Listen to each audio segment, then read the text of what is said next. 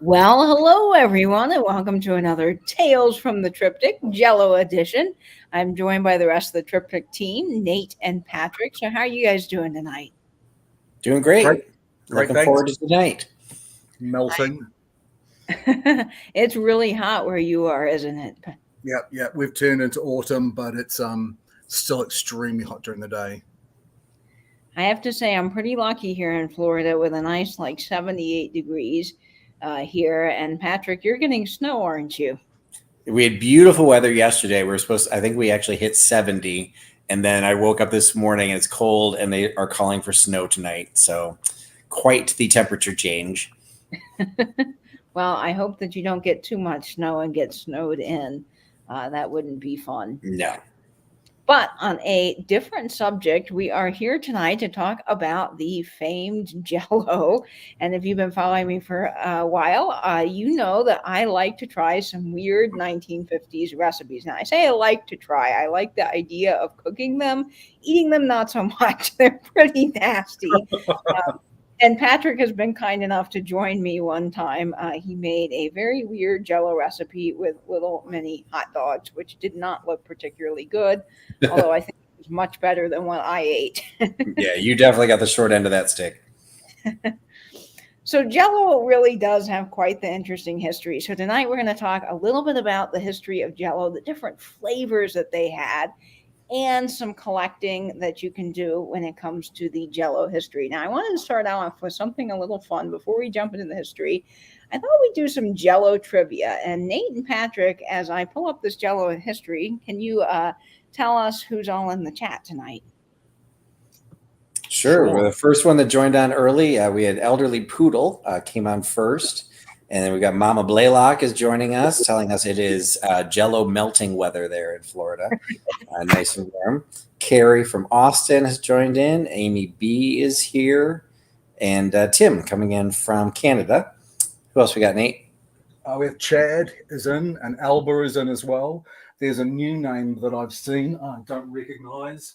That is Nanny Fufu. That's a cool name. And I think that's it. Oh, and Angela from Dear Angela. We got Brian Hans and Doo Wop. I'm assuming somebody from your vinyl connections. Doo Wop 54. And Welcome, Freddie Phones from Hawaii.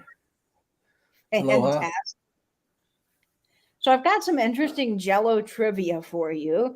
And Patrick and Nate will have to monitor the chat to let me know who's getting this right. But I think this is so fun. So in the movie The Wizard of Oz, Jello was actually used.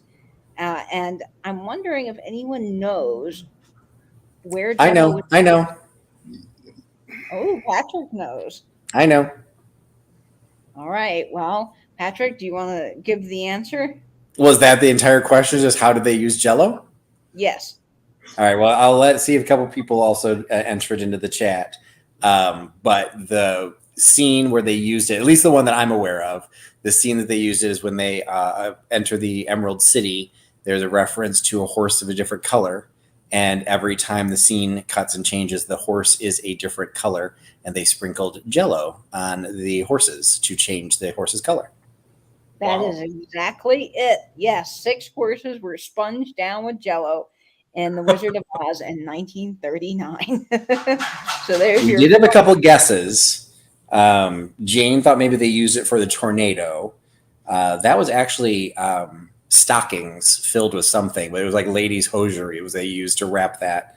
And then the other option was when the witch melted, which that could have been a cool use for it too. But very good guesses. I like that was from Elba. Considering what Jello is made of, I think that's possibly a touch inhumane to actually rub it onto a horse. Oh, I never even thought of that. That is a little necromancy going on there. I think you might be right, Nate. And we'll tell you a little bit more about Jello coming up. So if you don't know what Jello is made of, well, I'm sorry you're about to be starting when you find out what it is. So here's my next trivia question of the night. I am curious if any of you know what or who, I should say, who did they give America's welcome gift to in the early 1900s? So they gave them Jello as Americans' America's welcome gift, but do you know who it was? Nope, no idea. I have no idea. So we'll see if anyone in the chat gets this. So, like, when they arrived at Ellis Island, they received something? And that's it. Exactly. The immigrants received a bowl of Jello as a welcome gift from the Oh, wait, Jello. I just answered the question? You just answered the question. Wow. I was confused by the question. I guess somewhere in my head it processed it. That's Very Jeopardy. good, You Patrick. formed your answer in the form of a question.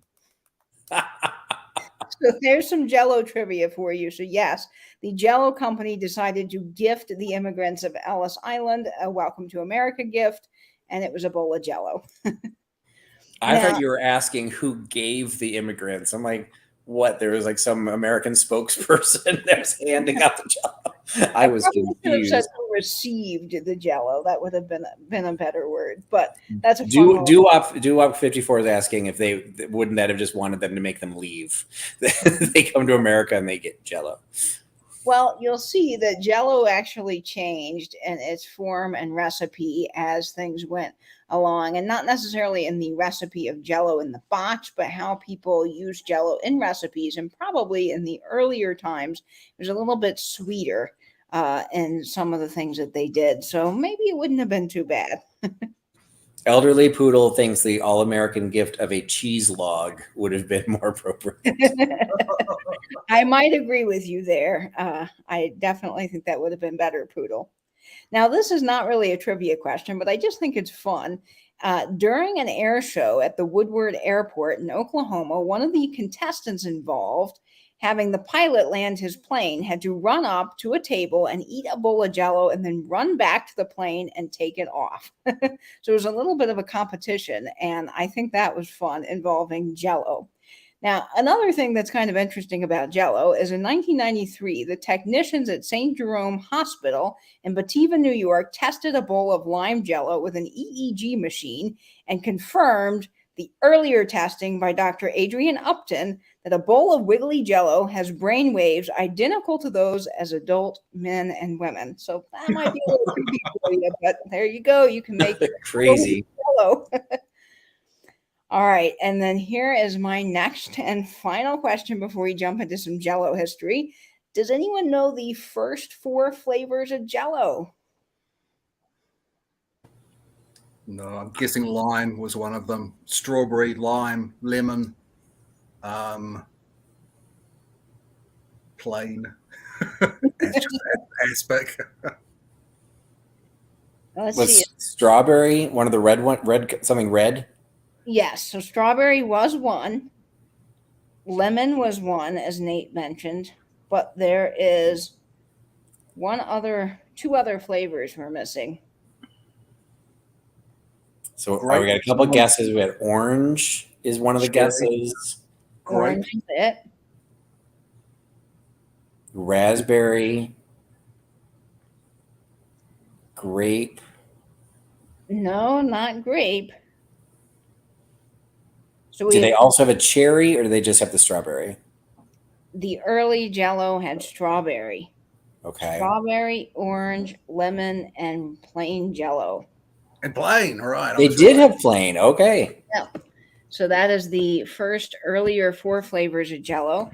Lime Jello was not actually introduced until 1930, and we're getting into a little bit of that here in just a minute. So it's pretty interesting. They also might have had a coffee flavor, and we'll talk about that very soon.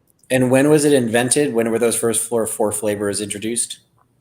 So Jello was actually invented in the 1800s, and we'll talk a little bit about that now because Jello has kind of an interesting history, and it really all begins in 1845 with American industrialist, inventor, philanthropist, and politician Peter Cooper. See, he patented a product that was set with gelatin, but it really never gelled with the public.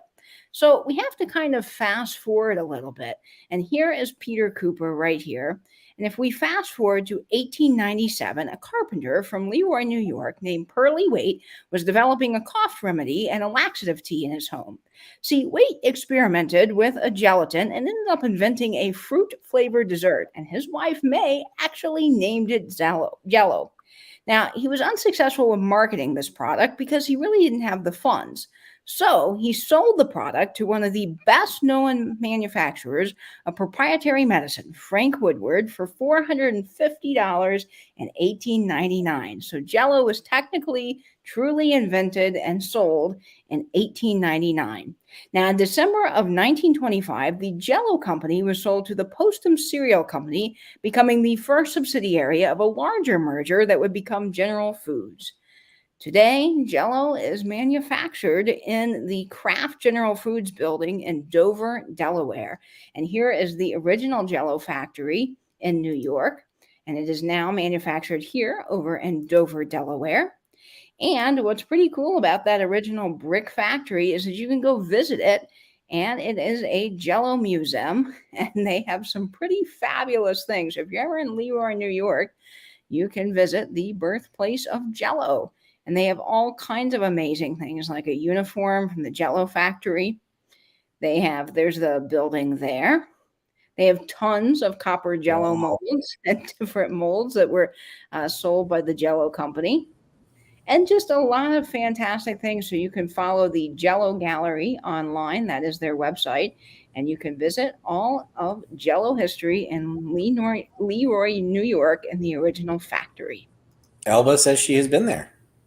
Oh, fantastic, Elba. I've heard it's wonderful, so I've always wanted to go. So maybe that will be my next trip.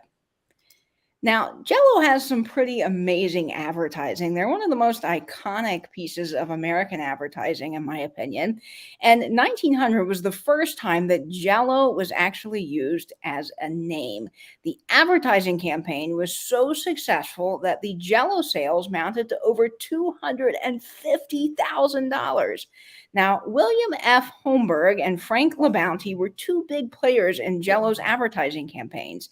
They started distributing recipes and samples in 1904. They actually ran a 3-inch ad in the Ladies' Home Journal costing over $336, which was very expensive in 1904. And there is that original ad right there featuring Jello.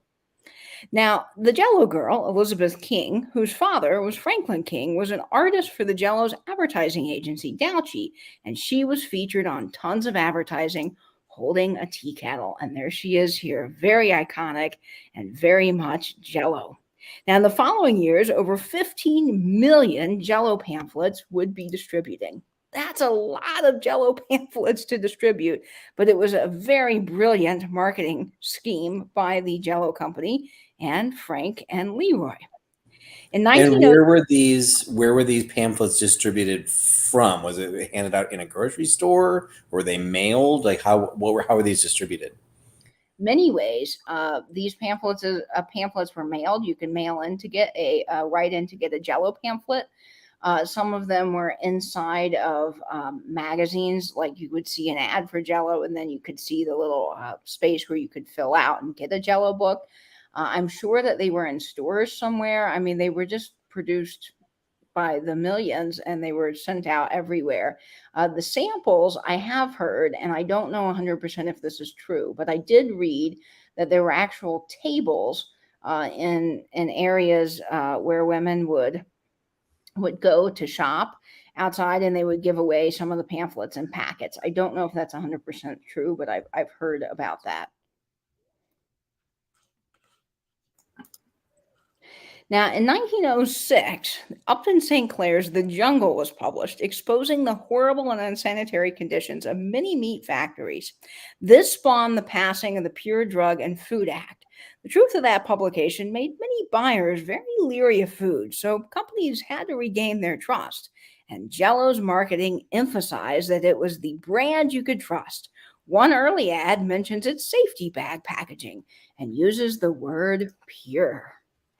Noted artists would also go on to help Jello make its name in American homes across the country. And there's just some fabulous advertising featuring Jello and Rose O'Neill's Kewpies.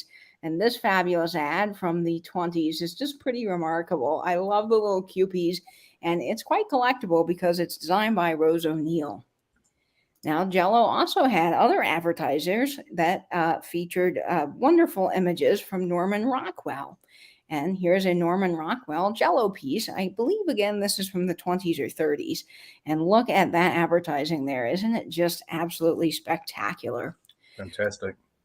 Artist Max Parish would also go on to do some Jello art. And these are some wonderful displays. They're cardboard displays that are highly collectible and designed by Max Parish. Now, Cole Phillips also did wonderful art for the Jello company, and he was known for those little birds in the back, the pigeons there, and the iconic lady serving Jello. Lynn Ball also did some fabulous art for the Jello company, and here's a 1923 ad Lynn Ball did. And I gotta say, that little duck is very cute. Now, they did a whole series of nursery rhyme Jello books, and this is little Jack Horner here, and she was the designer of that. In fact, I have the nursery rhyme book from 1923.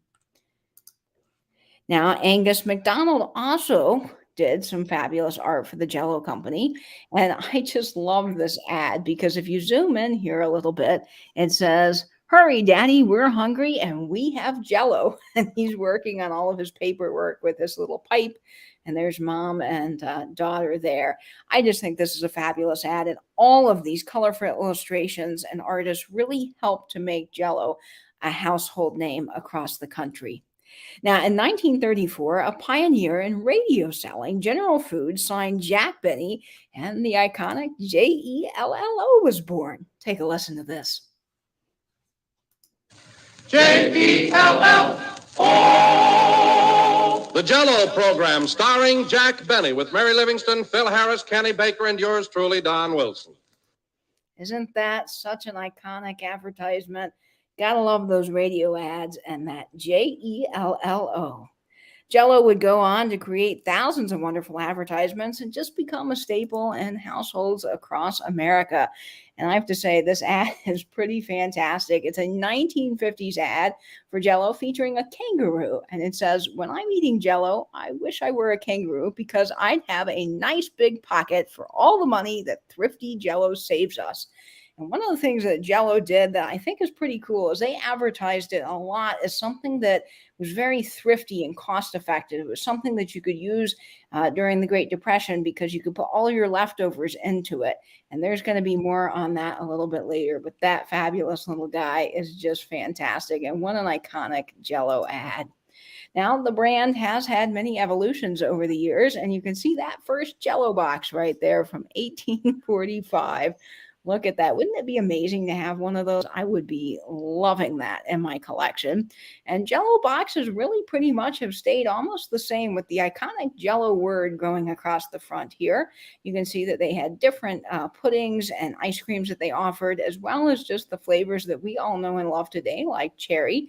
The wording has changed a little bit, that type font, but overall, that Jello and big block font has stayed pretty much the same throughout the years. And it has just been a staple that probably will never go away. Very much a great brand with a interesting product. Can we just clarify before you move on? Sure. You showed the first. What was the year on that first box? Now, this brand evolution says that this first box was 1845. And that's interesting that they say that on this chart here. And I should clarify that because, as I mentioned, really the first gelatin type substance, it had been around for a long time prior to that, but it had to be made. The first true like gelatin product that was more mass produced was produced in 1845 by Peter Cooper, but it really didn't gel with the public and it kind of went away. So it really wasn't until 1899 or when it got sold to Frank Woodward from the original guy, Pearly Waite, that invented it in 1897, that it really became Jello. The first time it was in print in an advertisement was 1900. So they do have 1845 here. I don't think that's the first box, because it wouldn't have been, because Peter Cooper never invented the name Jello. It was Pearly Waite, whose wife actually invented the name Jello in 1897. So Well, it also seems 10 cents seems somewhat expensive in 1845 for something that was supposed to be considered thrifty. That's true. Now, 10 cents was the price of earlier Jello. I believe 10 cents was the price for Jello in like 1923, I believe, through the 30s. So again, this is an earlier box, but I would not say 1845. This could be late 1800s into the 1900s, is what I would say. Now, this box has 1897. I would push that farther along. Again, this just is kind of to show all of the different graphics that they had through the years.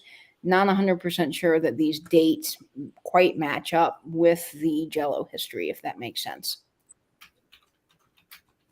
Gotcha.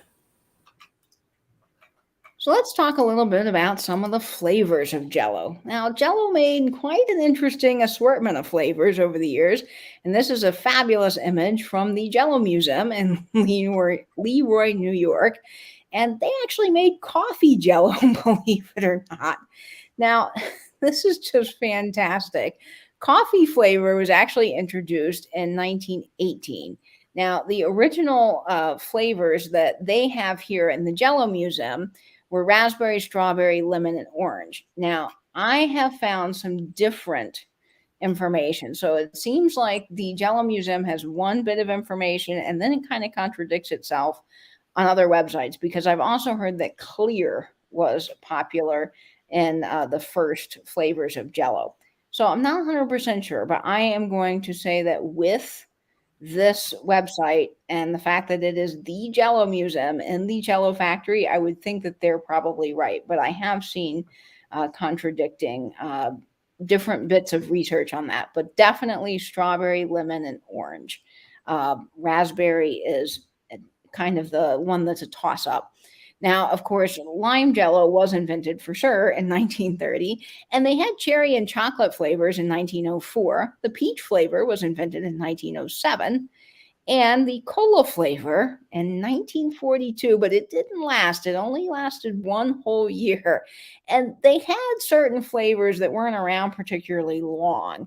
Apple flavor was invented in 1955, and I really couldn't figure out when they discontinued the apple flavor. I only found a few ads with the apple flavor, but apple flavored Jello, that is just weird to me.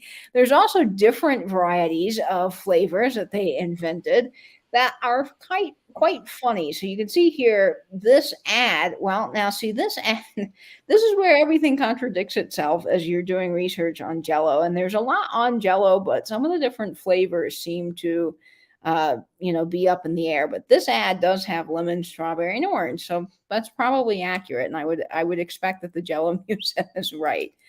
In 1930, lime Jello was introduced, and I think this is a fabulous little booklet. Jello made tons of these little recipe booklets.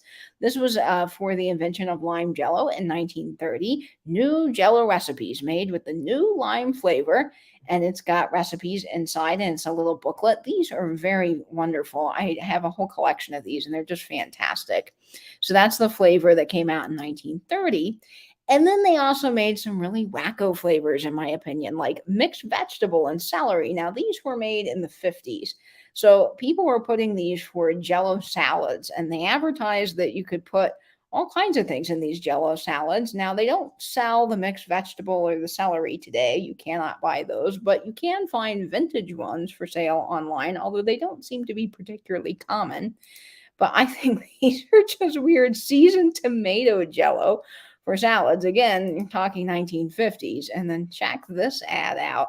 This has all of these salad flavors that Jello offered: mixed vegetable, celery, seasoned tomato, and Italian salad. I am not so sure about those. And they've got the fish, the chicken, the shrimp, and the egg. Yeah, I'm not so so whipped on that. I'll just take my regular lemon Jello. And then Jello did also make an ice cream powder. They also made, of course, pudding and other things, but we're not really covering that today since we're mainly talking about Jello. So those are the flavors of Jello. And of course, now Jello has tons of flavors. You can get all different varieties at your local grocery store. Now, let's take a little look at some of the recipes that Jello has. There is a really rich history here with recipes and gelatin in general, because a lot of people probably wonder where gelatin comes from. Well, gelatin dishes actually date all the way back to medieval Europe. Up until 19th century, gelatin dishes were foods of the elite. Few home cooks would bother with the time consuming process of rendering the collagen from animal bones and calves' feet and then clarifying it. And yes, that's what Jello is. And I'm sorry for all of you that are hearing it for the first time. These labor intensive dishes, not for the faint of heart, showed that you had a kitchen staff large enough to make them, making it a symbol of wealth. So, the invention of prepackaged Jello really changed everything and made it so much easier for the everyday cook. Some early ads even promised housewives that they could serve what the rich were eating for just 10 cents a box. Jello cooking became popular during the Great Depression with the introduction of lime Jello in 1930. See, it was an economical way to eat because you could throw all of your leftovers in one dish that could be sweet or savory. Now, during the war, sugar was rationed, so people liked to use Jello because it already had sugar in it and they wouldn't need to use those precious home supplies. Post war Jello recipes, though, were different and they had to be dressed up to meet the needs of the time. Now, this is an excellent quote that I found by Sarah Gray from a blog called Serious Eats. And I think this really explains some of the food culture at the time. I know a lot of us are wondering, why did Jello have all that stuff in it? What was the purpose of that? And I think this kind of explains it. You have to realize coming out of the war, a lot of the foods were very economical and they were prepackaged and kind of industrialized to serve the troops. And people were used to that industrial flavor.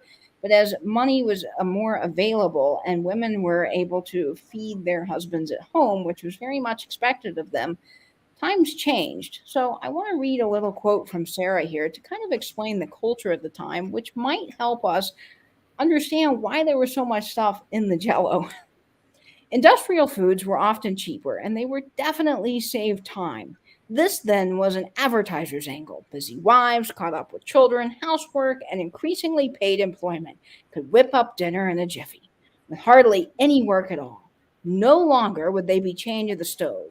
Nonetheless, the cultural expectations that women would feed their families remained strong. A 1950 study that measured housewives' feelings about convenience foods by asking them to compare a wife who bought Nescafe to instant coffee and one who brewed Maxwell House. The results were stark. They rated a woman who resorted to an instant product as lazy, disorganized, and a bad wife. But there was a contradiction here, one that required resolution. Instant products were here to stay. They were handy, they were cheap, and they were fast. Housewives were meant to be, and needed to be, economical and efficient.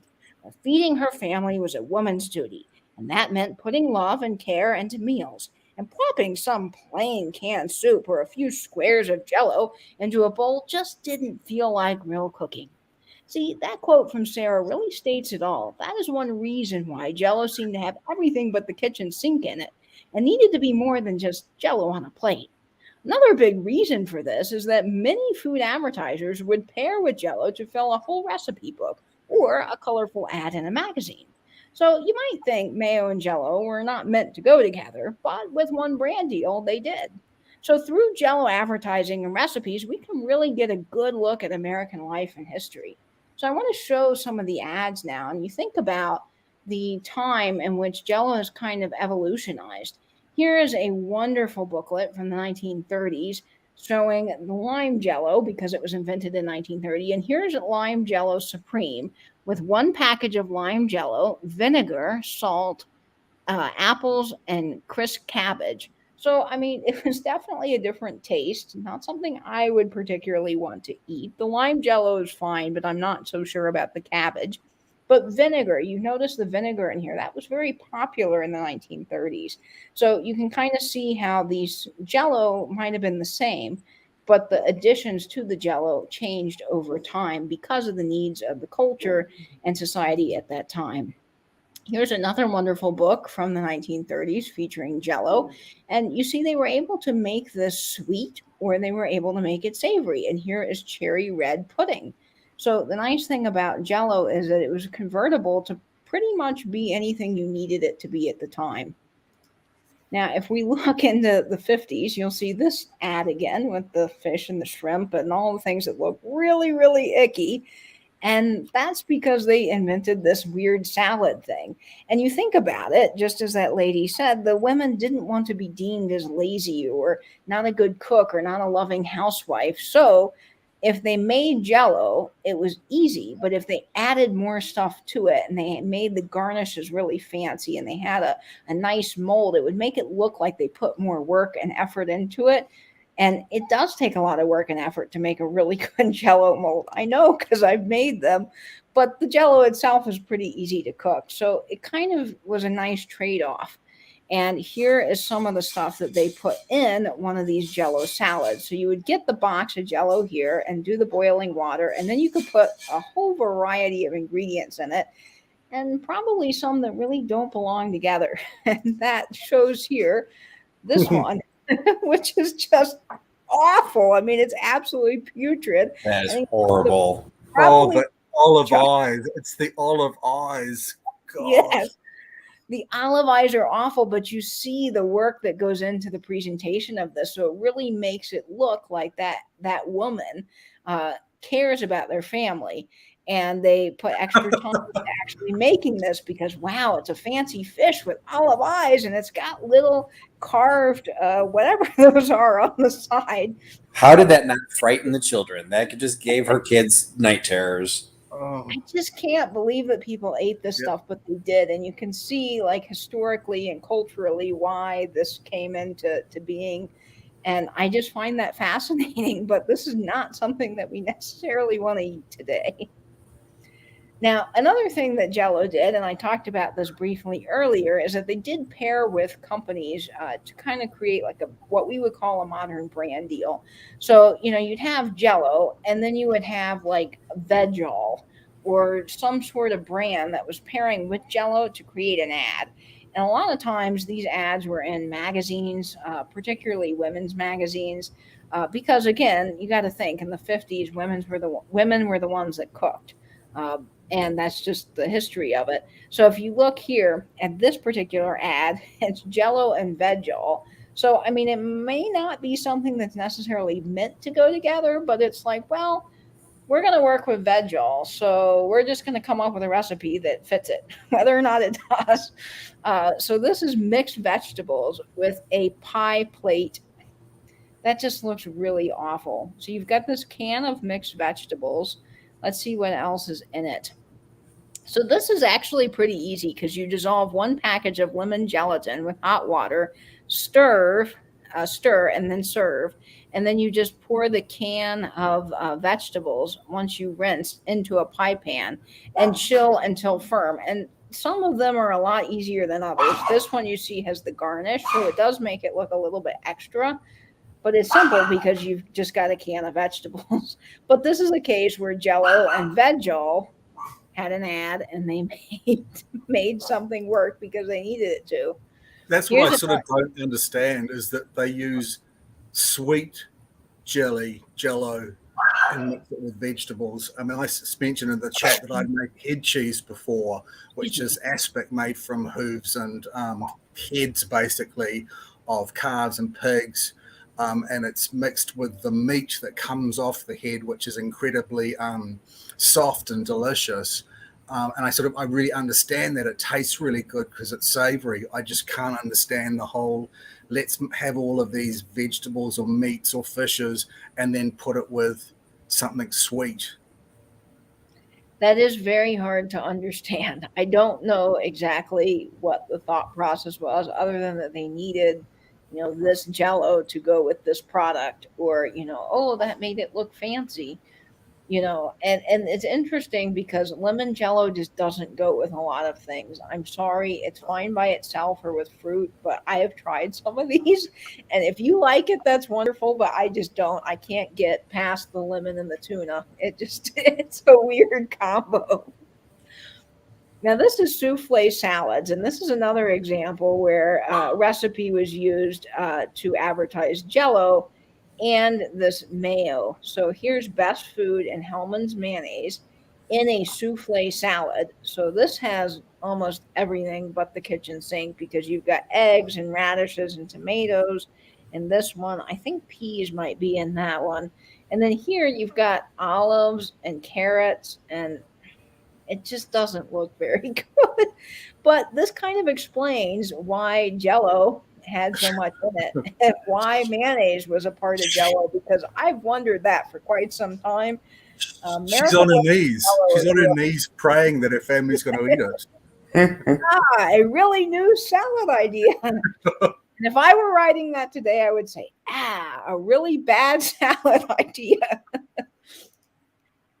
There's another wonderful ad here for salad dressing and mayonnaise. And this is an interesting thing, too, that I wanted to point out is because Miracle Whip is actually really not mayonnaise. It's a salad dressing. And that's probably their version of Miracle Whip in this ad. But you'll find that in a lot of Jello recipes. And this is for A&P grocers. And they've got this ad made with delicious, let's see, does it say made with delicious and page dressings? So here's the dressings, and then you've got the Jello mold, and you can really see how fancy these are. I mean, this isn't just something that you can just whip up like maybe some of the recipes that you would do in the 30s. This took some time. On some of these, you have to set overnight. So you've got to layer the Jello if you're going to do like a fruit Jello with multiple colors and layers.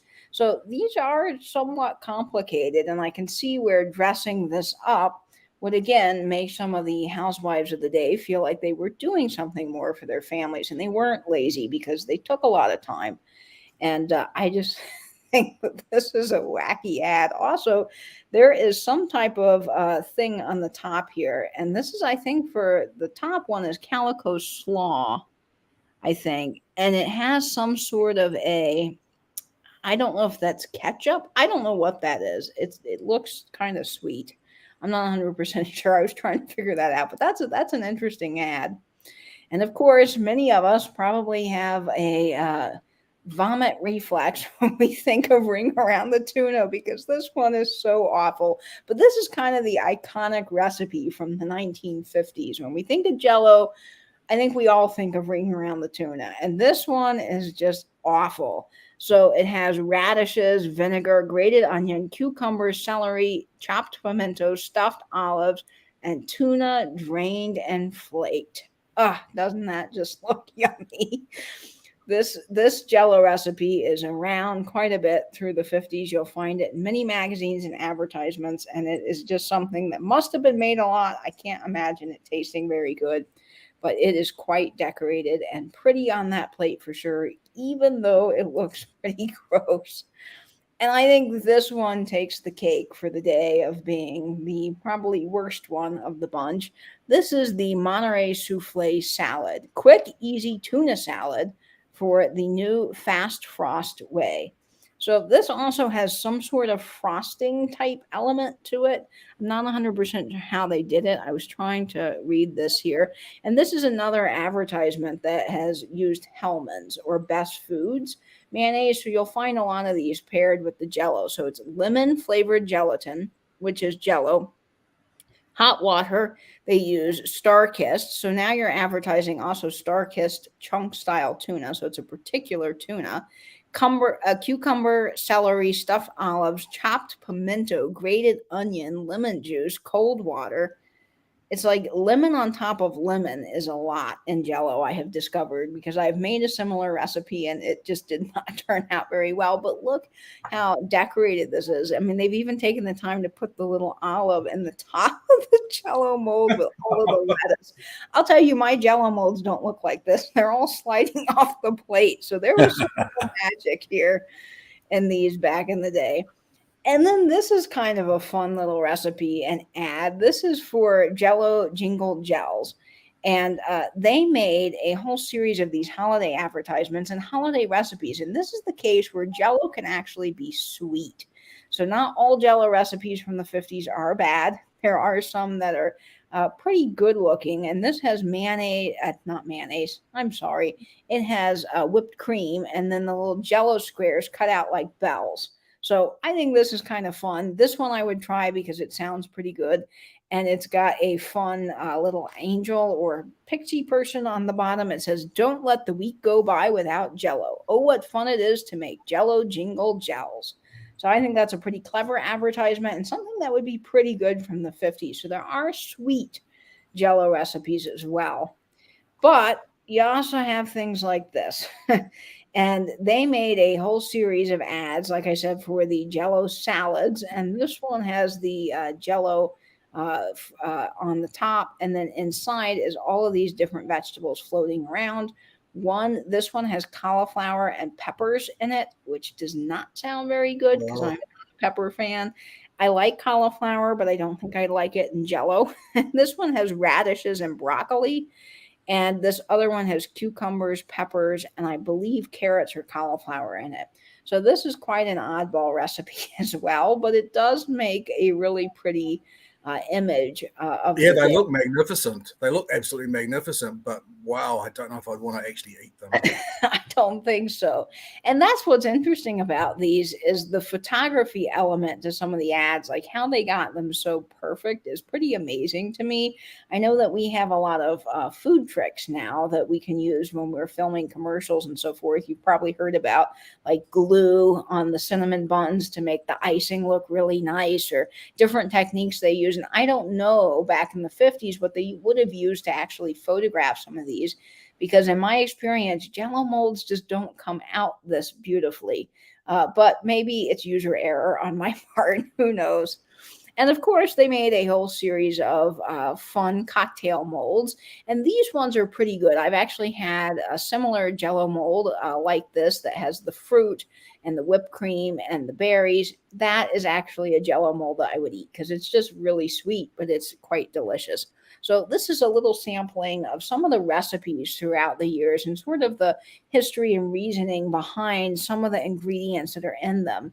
I find that kind of fascinating. And these recipes and Jello advertisements in general, as I said, are a great look at American history and culture and what was happening in people's lives at the time, what they were eating. And I just find that totally fascinating. So you can look through Jello through the decades and really find some pretty interesting things about American life. Now, I want to talk a little bit about collecting because there is a lot of things that you can collect in the world of Jello, and Jello has some great advertising and graphics. And for the most part, Jello is a pretty inexpensive area of collecting when you get into some of the print ads. You could have a whole bunch of those for not a whole lot of money.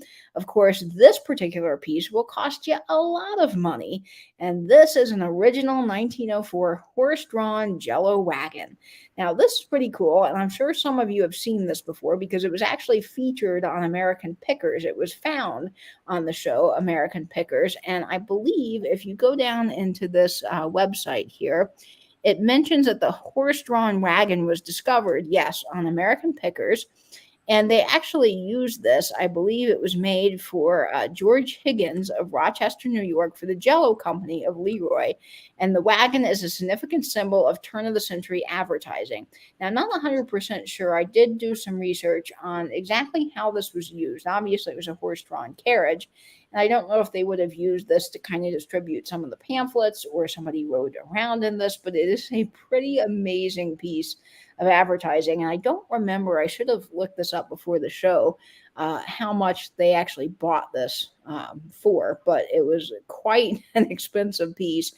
And this is just an amazing, amazing piece of Jello advertising. I don't know how many of these exist. I'm assuming this is the only one, but this is a pretty cool little collectible. Not so little, I should say. Now, if you're wanting to get into Jello collecting and you don't have the expensive money for a horse-drawn carriage, you can get The Joys of Jello. And this is just such a fun cookbook. These are very plentiful. I see them all the time when I'm out shopping. There's different versions of these, but they all feature this spiral bound book with tons of recipes inside. In fact, I believe this probably has, yes, over 95 pages worth of recipes, and it's got some great illustrations and graphics on the inside.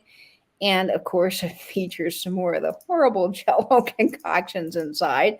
But if you're looking for some really cool images or a cookbook to put in your house, or just to start collecting Jello, this is a great place to start because you can find these readily. And of course, it's got all of the tabs on the inside with desserts, two-way recipes, salads, ties, tips and tricks, and the index. The other cool thing about this particular book, and I tried to find an image, better image in this, but in the back of these, you can see that it says "Send for Molds." So this actually showcases some of the molds that you could have bought at the time in the 1950s when this Jello cookbook was released. And a lot of these molds are very readily available as well, and they won't cost a lot of money, and they look great on your wall. And of course, they're great for actually trying some of these old 1950s recipes. Now, some of the things that are more unusual when it comes to Jello is finding new Old Stock Jello in the box. And I don't see a lot of these for sale, but this is a new Old Stock lime flavored Jello box. It's pretty fantastic. And I think this is so cool. I don't recommend eating the Jello. I'm sure it's not good anymore, but finding these old boxes definitely are fun. And when you get the new Old Stock, they can carry a little bit more value because they don't seem to show up as much, particularly those salad ones. I couldn't even find sold comps on those, and I only saw one listed for a little higher than this price here. So definitely be on the lookout for some of these new Old Stock Jello boxes. I don't know that the 1970s Jello boxes particularly do as well. Always look for some of those older Jello pieces. Now, speaking of older Jello pieces, some of these early recipe booklets, spanning from the 1800s through the 1930s, do particularly well, and they have some of the best advertising. You really want to look for the ones that feature any of the famous art done by Rose O'Neill or any of the other artists I mentioned, because those are going to command a little bit more than some of the other regular run-of-the-mill ones. And of course, people love the Jello books that feature the Jello box and the girl. And it's interesting because this actually features raspberry. So now that I'm looking at some of these ads through all my research, I do think raspberry was for sure a flavor. The clear gelatin seems to be kind of now on the wayside after you see several of these things that are kind of contradicting each other. This just features some fabulous ads. The Jello Girl tells you how to do daily exercises, and some of these earlier Jello books have more than just Jello recipes, including this particular one, which features exercises inside. I just think these are so fantastic. Great images. Now, this is a book that I was really excited to see online because this particular one doesn't come up for sale as often. And this is the 1930 Lime Jello flavor booklet. And it has some fantastic images with the lime tree on the back and the lady in different shades of that 1930s green with the little lime Jello on a platter. And I just think that's fantastic. And there are some great recipes in here. So that's something that you could start collecting as well. As I mentioned, these Jello molds are very easy to come by. They're pretty much everywhere, but there are certain shapes that might be a little bit harder to find. These are the typical Jello molds with the Jello on the outside. Now, these molds would have been used for individual servings. Those big Jello molds you see, those were different. This is not a big part mold. These are just individual molds. These probably would have been used at bridge parties or luncheons. You know, Jello was also advertised at one point to be like a lady's food because it was dainty and delicate. And so these little Jellos were like miniature serving sizes. And you would see sometimes in vintage Jello recipes, if you start looking at them, you'll notice that some will say that you could actually use some of the individual Jello molds as opposed to the big mold if you wanted to. And so if you're trying out a recipe these might be good to pick up because you don't have to waste the whole big mold and throw out all that food. So this is something else that's a great little thing to add to your kitchen collection. And this just ended. So it sold for $23. I was following this.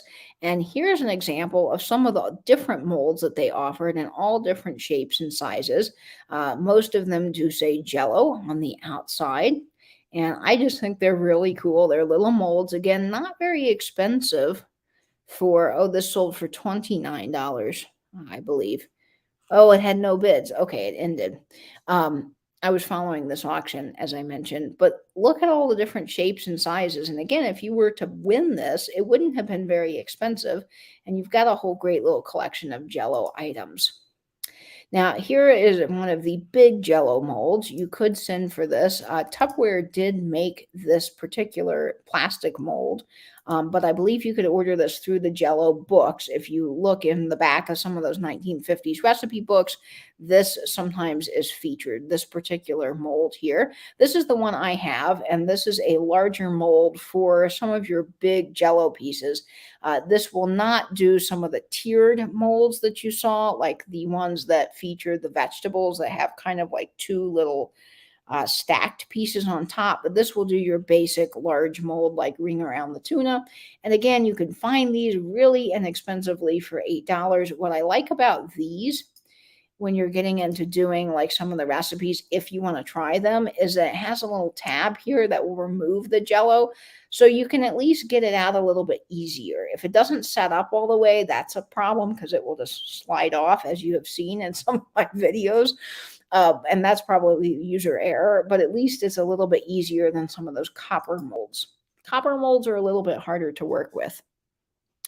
Now, some of the other Jello advertising that I find really cool, and it's going to command a little bit more, so this isn't your average recipe book or Jello mold, are these Jello boxes. And these would have been how Jello would have been shipped in these crates, the little boxes, all lined up nice and neat inside. And these definitely command a higher price tag. Like with any advertising, some of your signs and your bigger pieces are going to be a little bit more expensive. And these seem to be consistently selling from $75 to around $100. So this is a pretty cool piece. And of course, condition is everything with these. So this one's in really nice condition. You can see the finger joints on the side, just a nice old wooden crate for about $110 here if you wanted to buy that. And I think that's a great price. We have a couple of questions, Katie. Jeannie's asking about the copper Jello molds, similar to the one that you showed, the star-shaped. Are they worth much? What are they going for?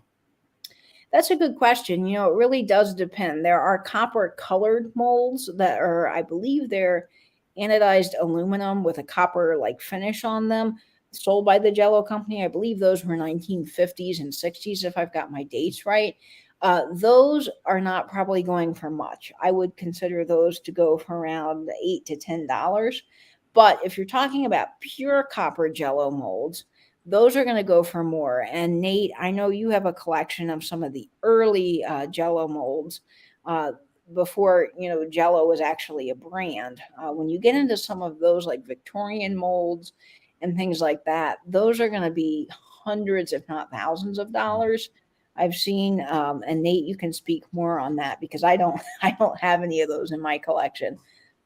Well, the two that I have were gifts from my brother. They're both Georgian, and I did a little bit of homework trying to look at Jello molds because I actually wanted a few more because I was so taken with how architectural they looked.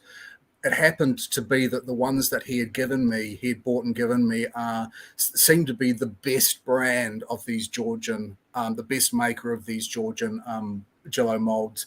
And they were about, I think they were about $300 each, 300 New Zealand dollars each. And I think that was sort of a bargained down price. So I feel very lucky to have those. That's fabulous, Nate. I would love to see a picture of those sometime on your Instagram. Now, of course, when you get into the Golden Girls, and people that love Golden Girls will know exactly what I'm talking about, molds that you see on the wall, Those are more common. They have a roll over method on the side. So instead of being cut out of one nice sheet of copper, they actually have a little edge that folds over. Those aren't going to be as valuable as the ones that are just nicely cut off on the edges. And you could feel a really nice heavy copper mold, just sort of an everyday copper mold with that fold over edge.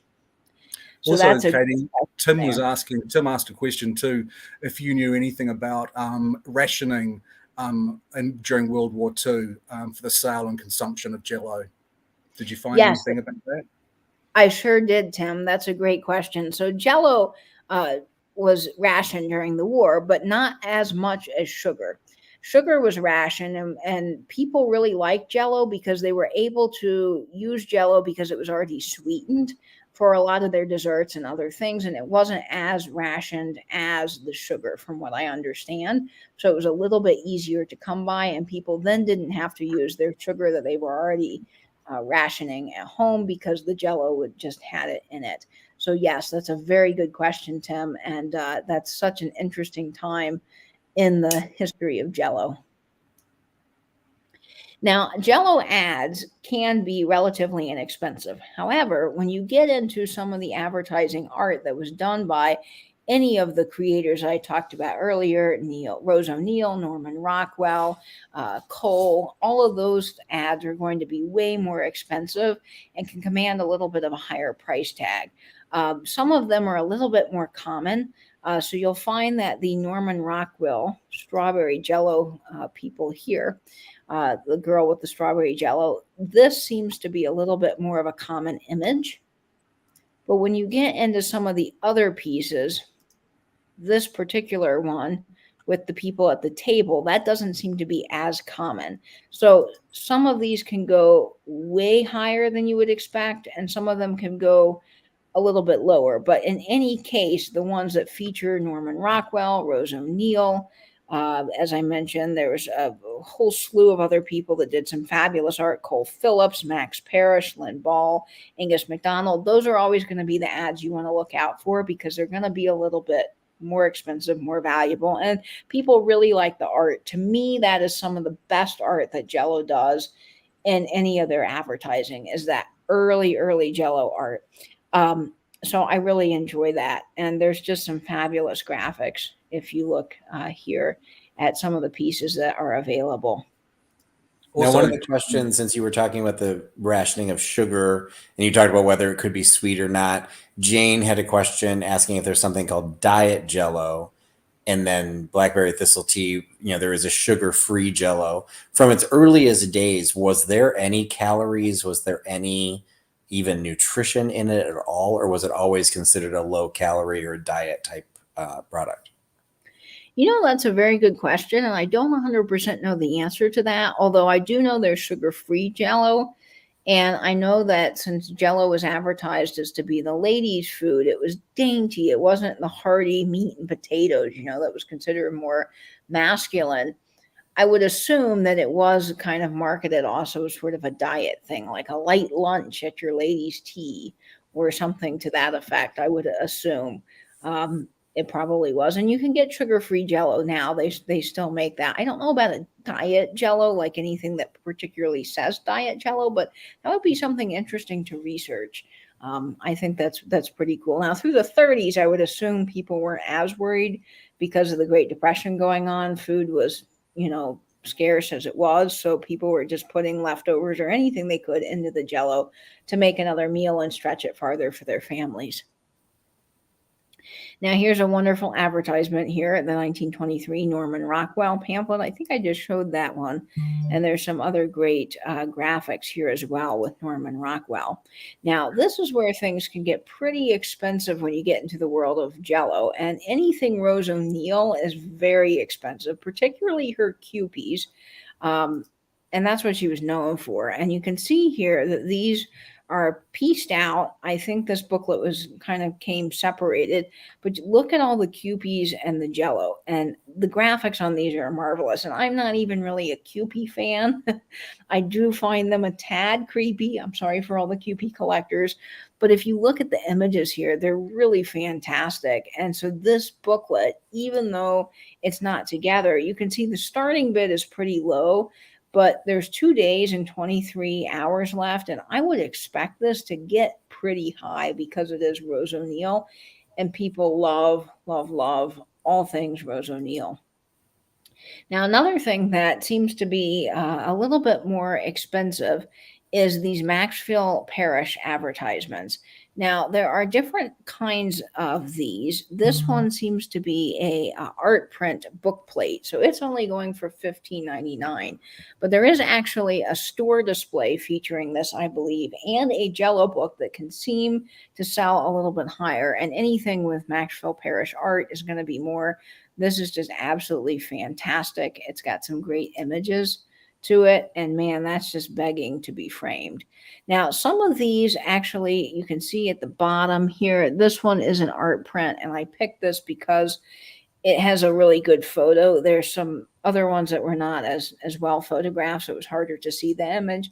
If you get the original ones, they will say usually on the bottom, Maxville Parish. I saw some that are also labeled Cole Phillips and Lynn Ball, so you'll know that they're from that particular artist. Also, if you get to know the artist's styles and designs, you'll start to say, okay, I think that was done by them, just like you would if you saw the Robert Cox or Robert Palmer Cox brownies. He's famous for a particular design he did with those. Now, here's another great little lot that I wanted to show, because you can get into collecting some of these earlier Jello books from the 30s. And again, I think this is some of Jello's best art. The 50s are great because they have a lot of those really vibrant pictures of all the Jello, but some of these earlier graphics are just pretty amazing. And I think this is a great lot. Now, this also features Knox Gelatin, which we're not covering here today, but you can see all the little boxes of Jello. It says new Jello, 48 Jello recipes, Jello recipe book. Look at that lady with the fabulous colors on it. There's just some wonderful images. And again, this is not a bad price for all 4 of these particular Jello books, with some really great images, and they're copyrighted. One of them at least is 1931. So they've got some great recipes too. So you could actually try the recipes, but I mean, look at that. You could have that framed in your kitchen. It would just be fantastic.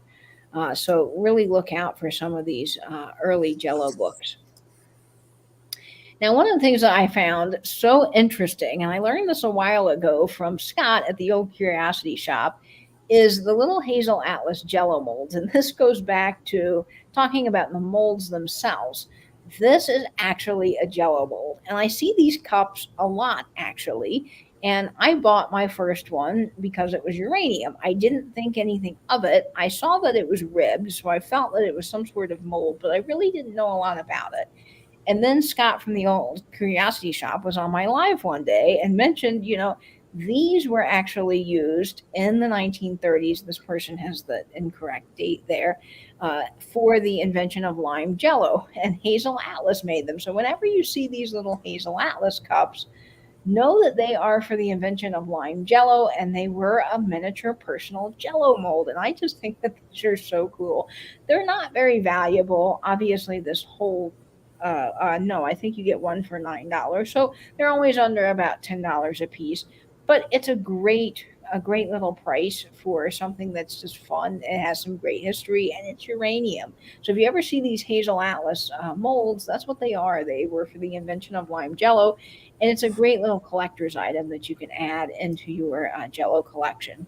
So for the most part, Jello isn't particularly expensive. However, when you get into some of the advertisements that were designed like by Maxville Parish, you're going to pay some big bucks. Now, this was in 2015, so I do think that maybe more of these have been found.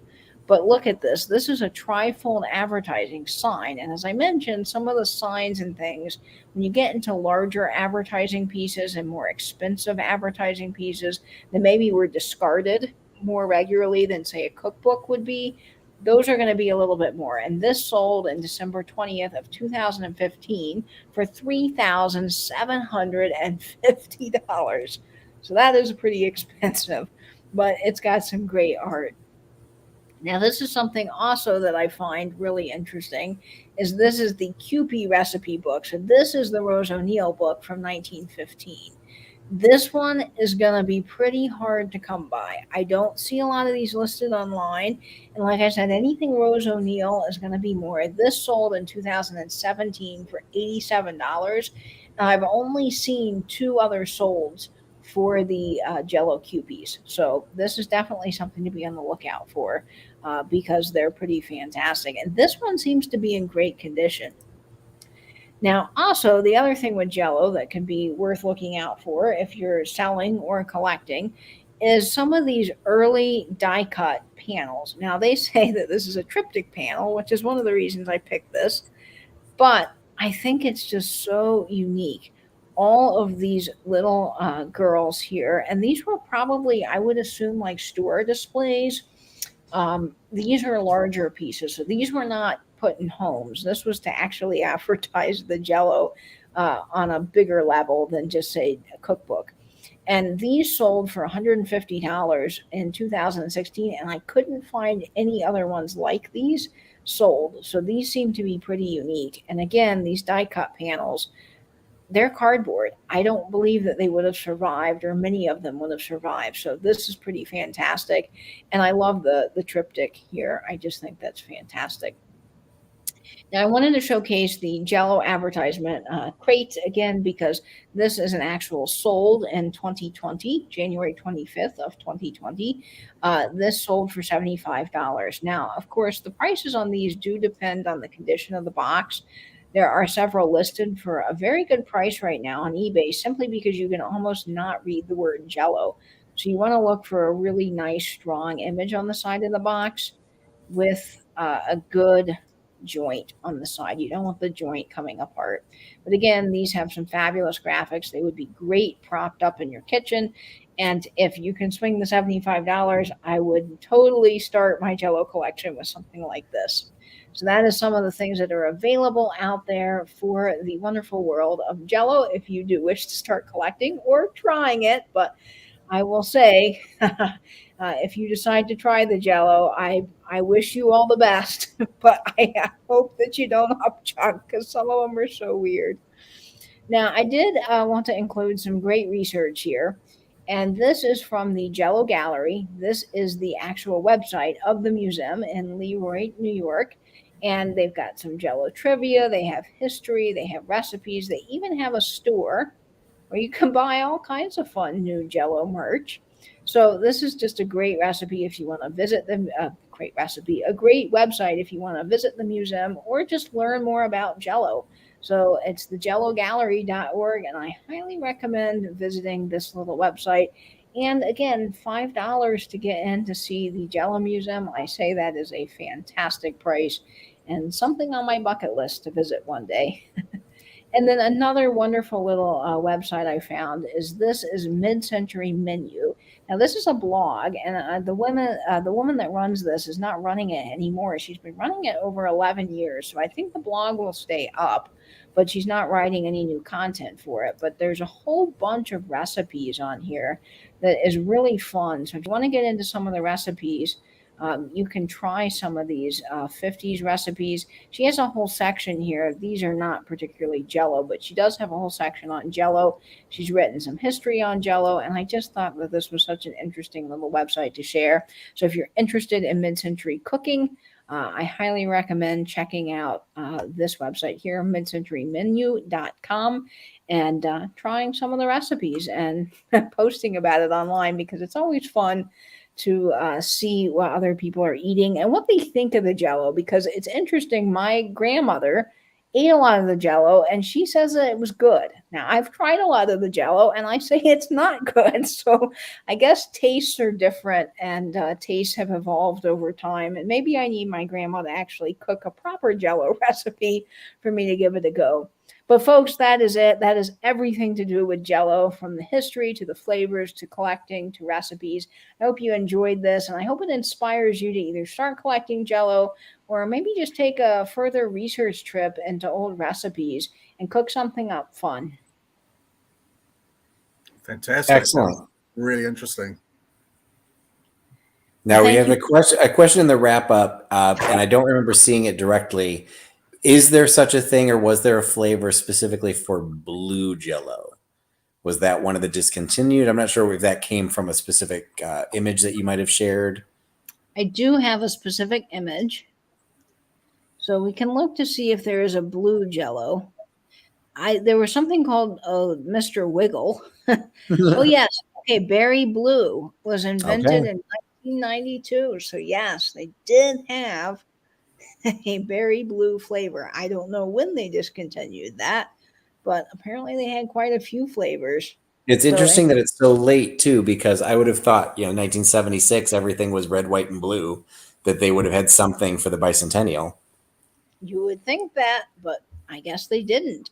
And then sparkling white grape juice was introduced in 1997 for the 100th anniversary of Jello. So there's quite a wide variety of flavors here, and this is fun.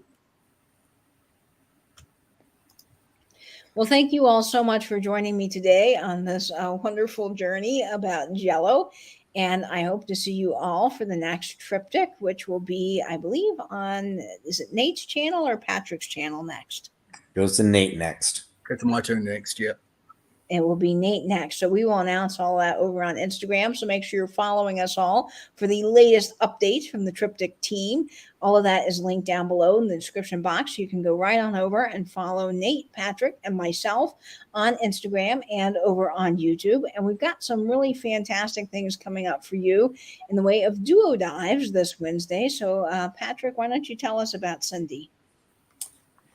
So, well, this Wednesday, actually, because of my schedule, for those who follow my channel, I do some community theater, and we are performing this weekend. So I am in rehearsals all week. So we actually pre-recorded our duo dive. We did that this morning, and that will be on Katie's channel as a premiere video at 9:30 p.m. Eastern on Wednesday, the 9th.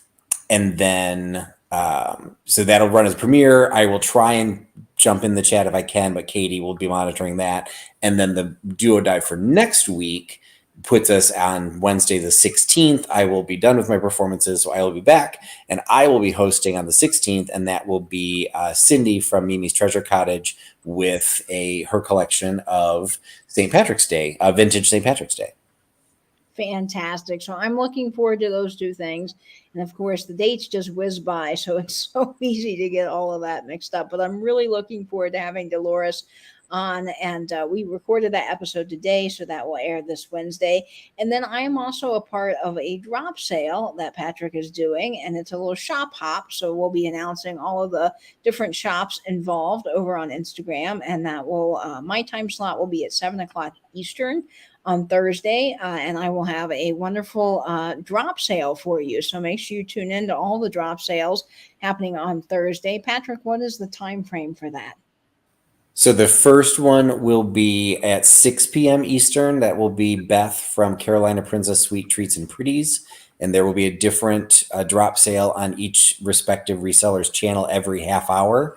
Mine will be at my late night 11 p.m. Eastern slot, with the final video dropping by Skunky Junk Sean at 11:30 Eastern. So they will run from 6 p.m. Eastern until midnight Eastern, and we will be sharing the list of all of the all of the resellers, the order that they'll be dropping their videos, so you can make sure you find all of the videos and all of the items that are for sale, and maybe even find some new sellers because, well, not necessarily new sellers, but George, the Antique Nomad, and Misty from Thrifter Junker Vintage Hunter will be doing their very first drop sales. They've never done pre-recorded sales before, so they will be experimenting with that format on Thursday evening as well.